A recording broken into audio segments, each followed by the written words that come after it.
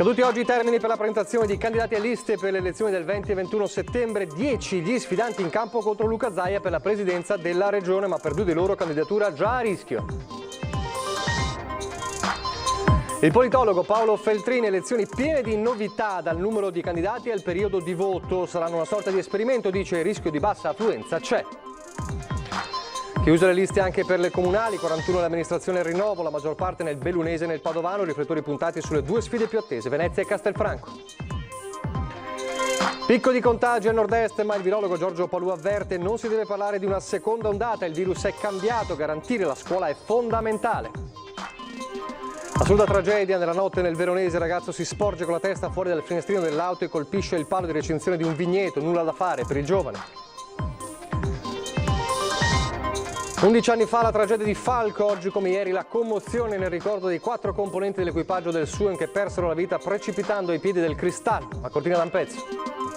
Lasciami andare, il film di chiusura della Mostra del Cinema di Venezia, è quello della troupe che il 15 novembre 2019 fece infuriare i cittadini perché continuava a girare mentre la città era in ginocchio per l'acqua alta.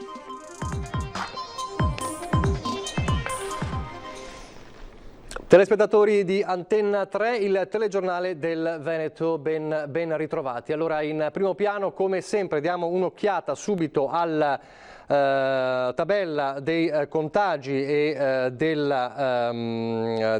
report dell'azienda Zero per capire un po' qual è la situazione in questo momento dei contagi in Veneto. La tabella, il report delle ore 17 parla di 69 casi nuovi nella nostra regione, con una maggioranza nella provincia di Treviso, 28, a seguire Vicenza con 14. Sommati ai dati di questa mattina fanno 127 nuovi casi in Veneto, un totale di 49 sempre a Treviso, la provincia che registra e continua a registrare in questi giorni il maggior numero di casi di positività.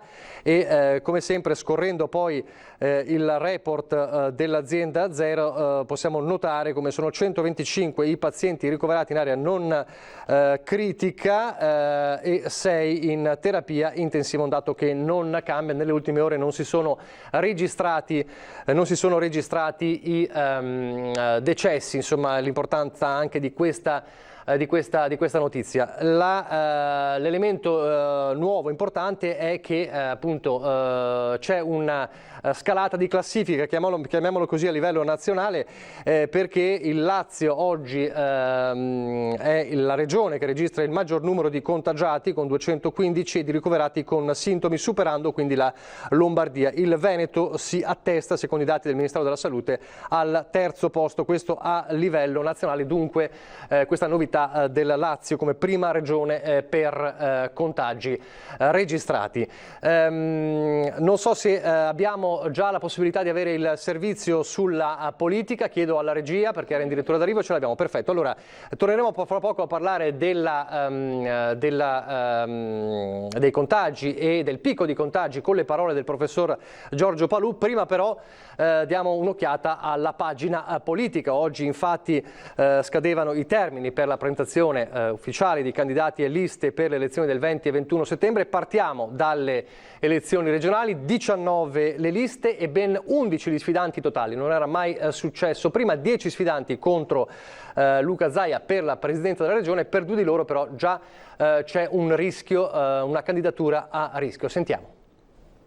La caratteristica di questa campagna elettorale è pochi temi, tanto sulle persone. 11 candidati a governatore del Veneto, 2 dei quali a rischio esclusione. Nel giorno di chiusura dei termini per la presentazione di liste e candidature in Veneto contro il governatore uscente Luca Zaia, sostenuto da Lega, Lista Zaia Presidente, Fratelli d'Italia, Forza Italia Autonomia e Lista Veneta Autonomia, scendono in campo 10 sfidanti. Arturo Lorenzoni, candidato del Partito Democratico, Il Veneto che vogliamo, Europa Verde, Sanca Autonoma e Più Veneto in Europa Volt. Quindi Enrico Cappelletti del Movimento 5 Stelle, Daniela Sbrollini di Italia Viva, PSI, PRI, Civica Veneto, Antonio Guadagnini del Partito dei Veneti, Paolo Benvenu di Solidarietà Ambiente e Lavoro, Rifondazione PC, Patrizia Bartelle di Veneto Ecologia e Solidarietà, Simonetta Rubinato di Veneto, Rubinato per le Autonomie, Paolo Girotto di Movimento 3V Libertà di Scelta, Ivano Spano di Indipendenza Noi Veneto, e Loris Palmerini per Benexi e per l'autogoverno. Ma la mia impressione è che non ne abbiamo mai avuti così tanti. Da un lato mostra, come dire, che la competizione politica rimane sempre uno sport interessante. Dall'altro lato, questo è tipico, è una specificità veneta, e cioè l'autonomismo. Cioè, tutte queste candidature sono in larga parte candidature autonomistiche. Ecco, questo non si osserva in nessun'altra parte d'Italia e fa del Veneto una regione a parte. Sono proprio Spano e Palmerini a rischiare l'esclusione per la mancanza dell'esenzione regionale dalle firme. Quest'ultimo ha presentato una memoria giuridica che, facendo riferimento alla legge nazionale del 2004, sostiene la legittimità dell'esenzione, mentre Indipendenza Noi Veneto è decisa a dare battaglia a Guadagnini. L'intenzione è contestare l'esenzione concessa al candidato del Partito dei Veneti, guadagnata venendo eletto 5 anni fa proprio con Indipendenza. Quanto alla competizione in sé, per il politologo Feltrin riserva molte incognite, prima tra tutte l'affluenza. Noi non abbiamo la più pallida idea di quale sarà la partecipazione elettorale. Per 3 ragioni, e cioè non abbiamo mai votato in autunno, la campagna elettorale è una campagna elettorale anomala, e terza ragione, la preoccupazione Covid. Un vantaggio c'è da parte di chi governa. In ogni caso è una campagna elettorale, anche qui da studiare, perché prevalentemente svolta sui social e sotto un certo profilo è una sorta di esperimento metodologico. Cioè, vedere in condizioni estreme come reagiscono gli elettori, nel caso del Veneto gli elettori veneti, a una campagna elettorale, tra virgolette, in tempi di guerra. Vedremo, sarà utile e importante studiare bene le lezioni che ci vengono, le elezioni dalle elezioni. Questo direi. Una campagna elettorale caratterizzata dalla parola autonomia, più volte vista anche nei simboli. Oggi al meeting di Rimini proprio l'intervento del governatore Luca Zaia, che è tornato a ribadire il percorso cruciale dell'autonomia. Il modello centralista è fallimentare, non c'è altro da aggiungere. Si portano i libri in tribunale perché non si allocano responsabilità, non c'è efficienza, non si diminuiscono le catene decisionali. Non usa mezzi termini il governatore Zaia esordendo al meeting di Rimini 2020. D'altronde si parla dei 50 anni delle regioni e dell'architettura dello Stato alla prova di questo anniversario pesante. La storia ha dedicato a noi questo passaggio. Noi siamo quelli che hanno inventato il referendum. La Corte Costituzionale ha autorizzato il nostro referendum. Il nostro referendum nasce da un conflitto con il governo, nasce da un conflitto importante. Siamo stati un anno in Corte a discutere di questo conflitto e dopodiché noi siamo riusciti a celebrare questo grande referendum del 22 ottobre 2017. Più Stato dove occorre, meno dove non serve è il mantra del governatore in corsa per il terzo mandato. Il coronavirus ha dimostrato che l'autonomia nella sanità ci ha permesso, perché poi di fatto c'è autonomia nella sanità, lo Stato entra nella partita del coronavirus perché ha le competenze quando ci sono le pandemie, le epidemie, ma quell'autonomia e quella organizzazione territoriale regionale ci ha permesso di essere performanti. E giù le mani, ribadisce da quell'autonomia già presente.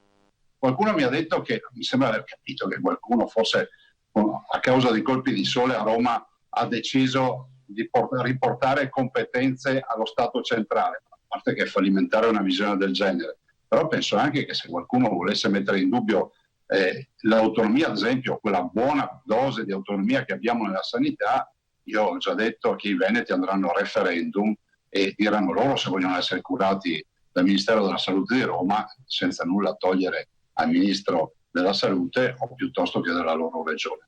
La strada è tracciata, conclude, e non si potrà fermare. È anche strano che qualcuno a Roma non abbia capito, mi riferisco alla politica in generale, che per l'ottica dell'autoconservazione non abbia capito che questo processo è innescato, no? Sarà il nostro muro di Berlino, cioè sarà una nuova vita per questo paese. Se qualcuno a Roma non l'ha capito, lo capirà, ma lo dico in maniera gandhiana, pacifica.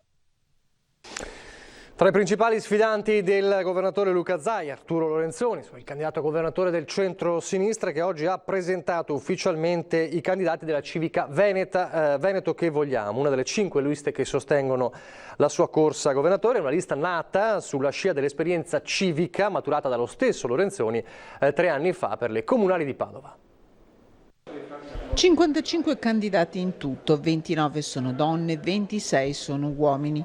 Presentazione ufficiale delle liste provinciali del Veneto Che Vogliamo, civica espressione del candidato presidente del centro-sinistra Arturo Lorenzoni. Un progetto che parte dall'esperienza di Coalizione Civica, nata a Padova nel 2017, quando Lorenzoni è sceso in politica candidandosi a sindaco della città, dove è stato vice sindaco fino al 13 luglio. È una squadra ampia, sono 55 persone che hanno deciso di condividere un percorso appoggiando un'idea, un progetto di Veneto bello, un progetto di Veneto sostenibile con un'agenda profondamente diversa da quella che abbiamo vissuto negli ultimi 10 anni. Io sono grato a ciascuno di loro perché rappresentano tante sensibilità, tanti mondi che hanno deciso di lavorare insieme intorno ad un progetto pensato e prodotto insieme. La candidata più giovane vicentina ha 27 anni, il candidato più anziano, un veneziano di 67 anni, l'età media è di 49 anni. Nelle liste sono presenti 44 comuni del Veneto, una scelta di territorialità per cercare di rappresentare le varie zone della regione. Molti sono o sono stati amministratori locali, un programma scritto e condiviso, quello che li porta a correre. Nella corsa regionale alla fine è riuscita a chiudere le liste in ogni provincia anche Simonetta Rubinato. L'autonomia dice è battaglia di tutti i veneti e intanto una prima contestazione è arrivata dai rappresentanti della lista Zaia. Io non voglio rompere le scatole né al candidato Zaia né al candidato Lorenzoni né ad altri. Noi diciamo, noi ci siamo e abbiamo fatto questa fatica incredibile per dare voce ai tanti veneti che non si riconoscono in nessuno di questi due schieramenti, per dargli un'alternativa. Eccola l'alternativa di Simonetta Rubinato, già sindaco di Roncade, più volte parlamentare, prima con la Margherita, poi con il Partito Democratico, fino all'addio non senza strascichi dell'anno scorso. È lei l'outsider di queste elezioni 2020 con la lista Veneto Simonetta Rubinato per le autonomie, proprio quell'autonomia che lei stessa rivendica come battaglia di tutti, questione anche matematica. Il presidente Zaia prese nel 2015 1 milione di voti. Tutti i partiti insieme presero nelle elezioni del 2015 1.800.000 voti, i sì al referendum sono stati 2.200.000. Vuol dire che è una domanda dei veneti. Nel frattempo, proprio dal fronte zaiano, è arrivata anche una prima contestazione sul simbolo. I rappresentanti della lista del presidente Zaia contestano il logo della mia lista presidente, presumo per qualche somiglianza, ma non so il merito del contenuto. In attesa di capirne di più resta la madre di tutte le battaglie, quell'autonomia che già nel 2013 Rubinato chiedeva a Roma, suo l'emendamento sull'autonomia differenziata, poi ripreso in parte dalla Corte Costituzionale come base giuridica del referendum del 2017. Rappresento un progetto con la mia candidatura e con la mia lista che è un progetto di autogoverno del Veneto in una Repubblica federale, in un'Europa delle autonomie. Non solo l'autonomia come obiettivo, autonomia responsabile, ma anche l'autonomia da decisioni che vengono prese oggi per i partiti a Roma o a Milano per andare incontro ai bisogni e alle domande dei veneti. Poi ovviamente non solo le elezioni regionali, anche le comunali, con 41 i comuni veneti che andranno al voto, la maggior parte sono in provincia di Belluno, ben 9 e 8 nel Padovano, poi 6 a Venezia, a Verona e Vicenza, 5 a Treviso, 1 soltanto a Rovigo. È stata per lo più di comuni di piccole dimensioni, soltanto 4 infatti sono sopra i 15.000 abitanti e qui sarà possibile il ballottaggio, Portogruaro, Lonigo, ma poi soprattutto i 2 comuni sui quali sono puntati i riflettori nella Marca trevigiana, Castelfranco e poi ovviamente il capoluogo regionale Venezia. Maggiore poi profondità nei nostri telegiornali di Venezia per quanto riguarda il capoluogo regionale e poi per Castelfranco nel nostro telegiornale di Treviso, un Castelfranco che vi anticipo insomma vede anche già in queste ore una battaglia davvero al veleno tra 2 dei contendenti per la guida della città, lo vedremo nel telegiornale di Treviso. Adesso torniamo a parlare del Covid, abbiamo aperto con il dato di 127 nella giornata di oggi comprendendo il report mattiniero mattiniero e quello del pomeriggio in Veneto. Resta dunque un numero consistente di contagi, non solo nel Veneto ma un po' in tutto il nord-est. Oggi però il professor Giorgio Palù, il virologo, il professor Giorgio Palù, ha fatto un po' il punto della situazione. Sentite. Non c'è una seconda ondata, c'è un'ondata che continua in tutto l'orbe terracqueo e quindi queste manifestazioni dovremo abituarci, dovremo convivere con questo virus, ricordando che non è né Ebola, né Marburg, né chikungunya, né altri virus che hanno conseguenze maggiori o hanno letalità maggiore. Di fronte all'aumento aritmetico dei contagi a nord-est, Giorgio Palù, uno dei massimi esperti di virologia in Europa, chiede di dare ai numeri la giusta dimensione e di non parlare ora come ora di una seconda ondata. L'istantanea di oggi non può essere sovrapposta al quadro della scorsa primavera. Ben diversa la situazione da quella che si presentava a febbraio, marzo, aprile, maggio. Infezione non vuol dire malattia. Contagio non significa malattia, significa diffusione dell'infezione. Quindi l'impatto che hanno questi casi sulle rianimazioni è nullo, sui ricoveri in area critica lo stesso, quindi sono in larga misura pazienti asintomatici e sempre più giovani, particolare non di poco conto se si guarda all'avvio dell'anno scolastico, ma anche qui Palù spinge al realismo. Gli strumenti che la sanità veneta ha in mano oggi sono diversi da quelli di qualche mese fa. Essere pronti a sorvegliare attentamente quello che può succedere ed essere pronti a intervenire rapidamente. Non possiamo certo pensare di bloccare la cultura, le scuole, che ricordo anche ai tempi della Spagnola, sto parlando del 1918, teatri e scuole non sono mai stati chiusi. Intanto, come sappiamo, al via da lunedì lo screening serologico per insegnanti e personale delle scuole venete. 2 le modalità per farlo: presso le aziende sanitarie oppure presso i medici di medicina generale, con adesioni tra questi ultimi già oltre il 60%. Lo screening è su base volontaria, ma ai medici di famiglia che hanno aderito alla campagna sono già arrivati gli elenchi del Ministero. A fare il test sierologico, una decina di minuti in tutto, sono invitati insegnanti e operatori del mondo della scuola. Tra Vicenza e Treviso alta la percentuale dei medici di medicina generale che hanno aderito all'iniziativa, superiore al 60%, e presso i cui ambulatori sarà possibile fare lo screening, in molti casi in giorni e orari diversi da quelli di ricevimento. Noi solleciteremo gli insegnanti o gli altri, quindi i collaboratori, a prendere un appuntamento con noi, venire, si fa il test e in base al risultato del test, se è negativo si certificherà la negatività, se è positivo siamo già d'accordo con le aziende, immediatamente verrà fatto il tampone. In attesa dell'esito il paziente sarà invitato a rimanere a casa, un servizio fondamentale per garantire cittadini e famiglie. Per questo l'invito al personale a partecipare. E senso di responsabilità verso se stessi, verso gli altri e soprattutto verso i genitori per far riportare a scuola i ragazzi e i bambini in serenità. E in un momento come questo la cosa importante è la serenità. Se non sarà possibile fare il test presso il medico di famiglia, aperte corsie preferenziali nelle ULSS.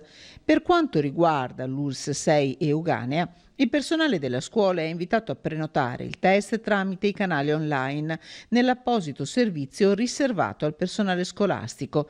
I test si effettueranno dal lunedì al venerdì dalle 14 alle 19 presso le sedi dei distretti. Una tragedia assurda nel Veronese la scorsa notte, ne parliamo dopo la pubblicità.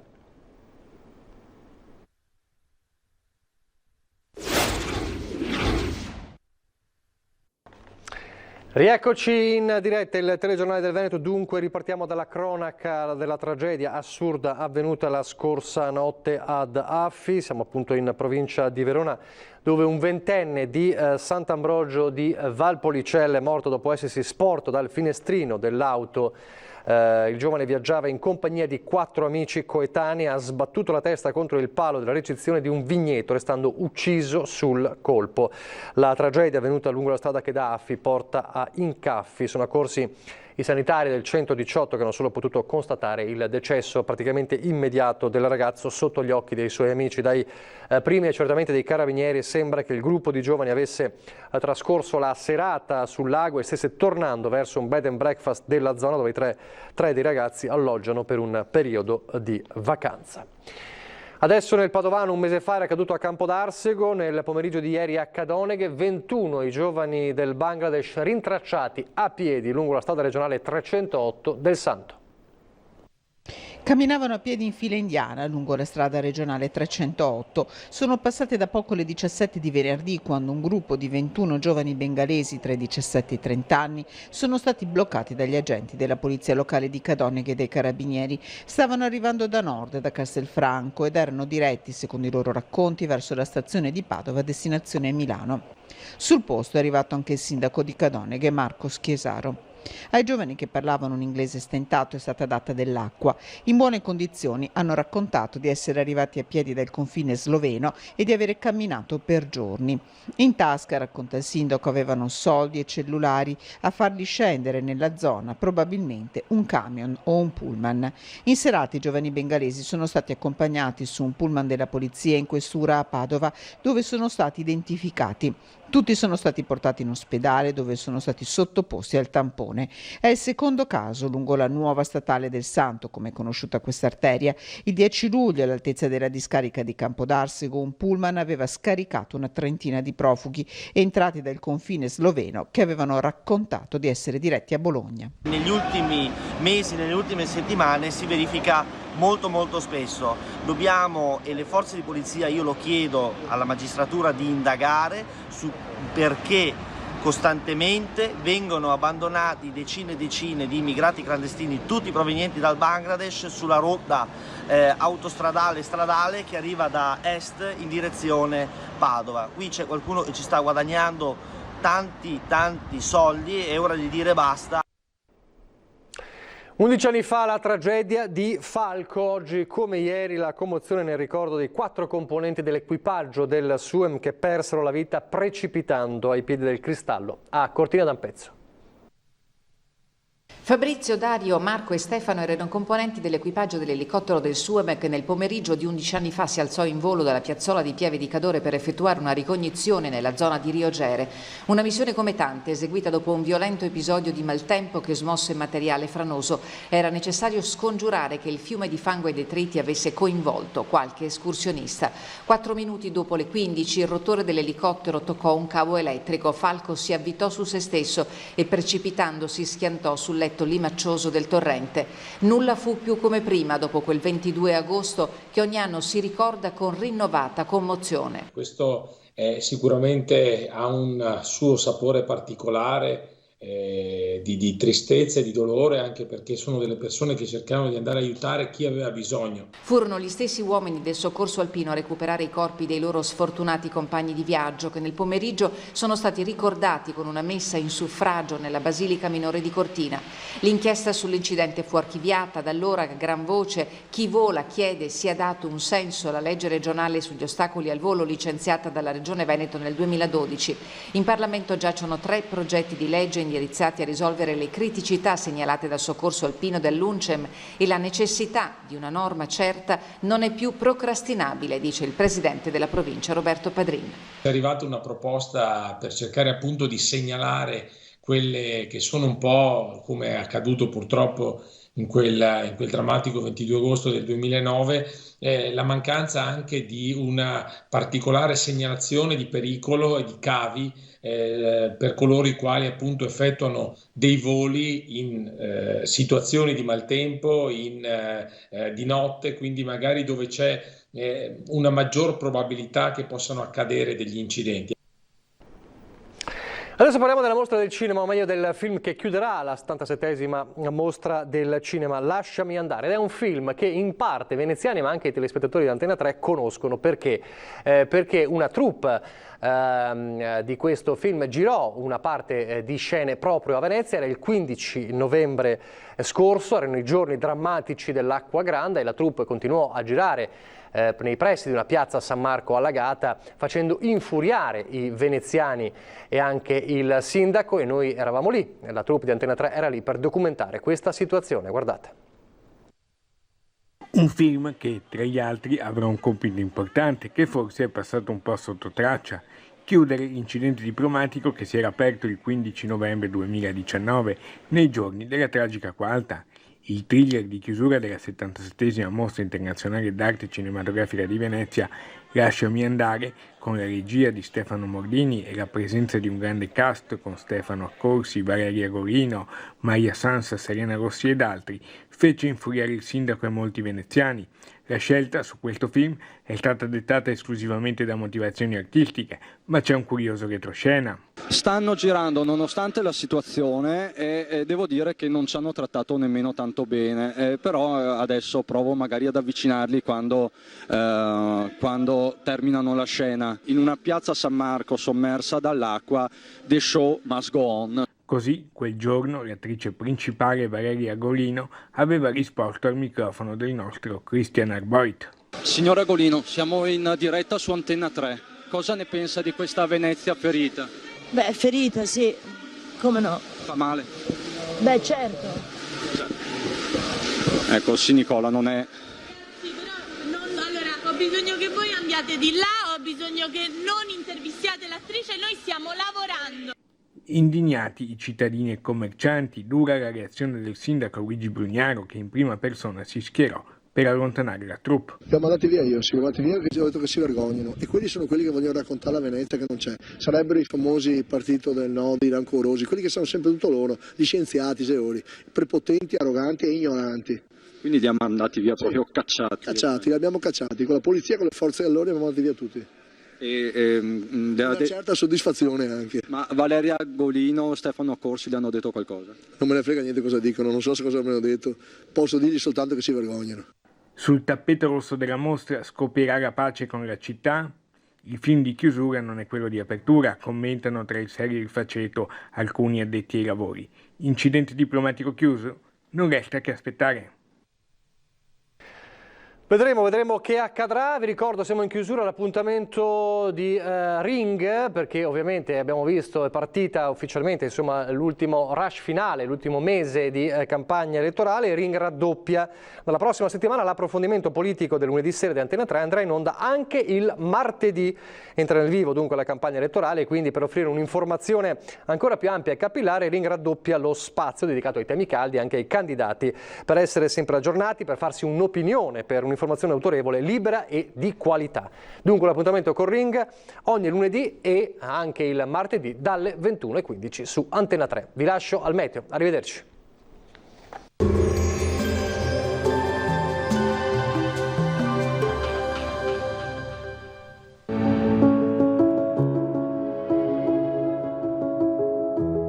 Ad accogliervi sarà Conegliano.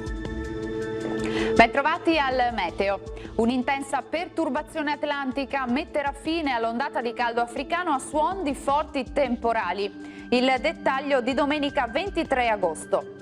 Sul Veneto al mattino si manterrà sostanzialmente stabile e per lo più soleggiato. Dal pomeriggio cielo via via più nuvoloso, instabilità in aumento con piogge a partire dai monti e localmente verso le pianure. Come sempre accade quando i contrasti termici sono molto elevati, i fenomeni potranno essere anche violenti e accompagnati da grandine. Temperature minime tra 17 e 22 gradi, valori massimi invece tra 28 e 32 all'incirca. Ci spostiamo ora sul Friuli Venezia Giulia, inizialmente più sole, poi più nubi, rovesci sulle Alpi, a seguire anche sul resto della nostra regione. Temperature minime fino a 21 gradi, massime sui 28-32 gradi. Infine poche novità sul Trentino Alto Adige, con precipitazioni anche abbondanti e forti, specie a partire dal pomeriggio. Temperature minime sui 15-16 gradi, massime invece fino a 26 gradi. Dal meteo di Antena 3 per ora è tutto, grazie per l'attenzione e arrivederci al prossimo aggiornamento.